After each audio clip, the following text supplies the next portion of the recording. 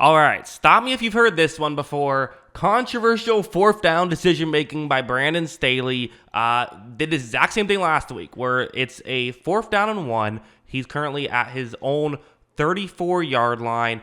And so instead of just giving the ball back to the Raiders, who are down 7 and need a touchdown, he's going to care less about field position and care more about possession. And I defended the move last week, and I used some numbers, and I'm going to show you the exact same numbers I used last week again this week.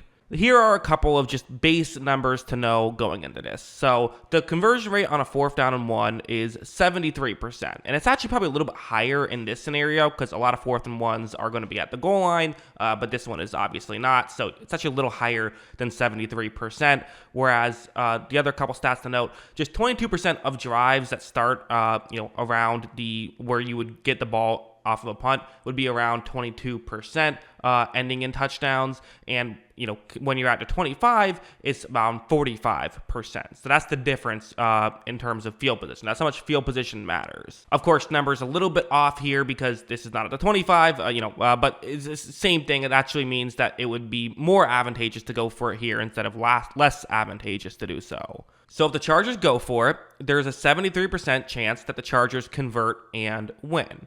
There's also a 15% chance the Chargers don't convert, but still get a stop, so therefore almost certainly win. There's still time left, but have a good chance of winning. Then there's a 12% chance that, not the Vikings in this case, but the Raiders, they get the stop, they score, and then they take the lead. And while there is technically a chance that the Raiders could score and they wouldn't take the lead in this scenario, they would just tie it.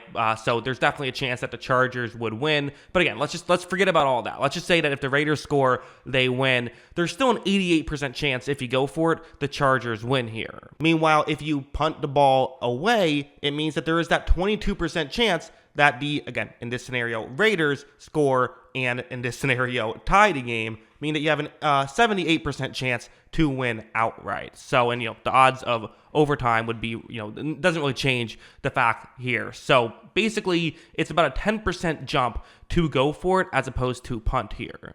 And also the decision they're making of sort of the tush push, whatever you want to call it, it's the right call here. I mean, this is a super high effective way to get the first down. As you see, it's going to be stopped by the Raiders. That play is very rarely stopped. And again, it's worth mentioning, there's a little bit more time left, right? So while I was saying, they would just win if they convert, that's not exactly how it works in this scenario compared to the Vikings game. But the numbers are roughly the same. There's some slight differences, but the basic concept of it makes sense.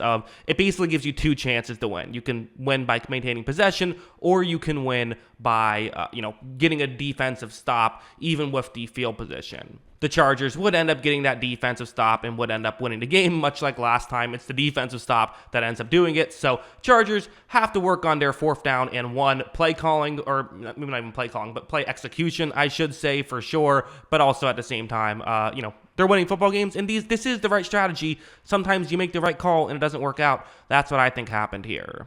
Also, quick plug, I do have an Aiden O'Connell and a Brock Purdy video coming up soon within the next hour or so. So be on the lookout for that. Any Raiders fans watching this, check that out. But yeah, anyways, thanks for watching.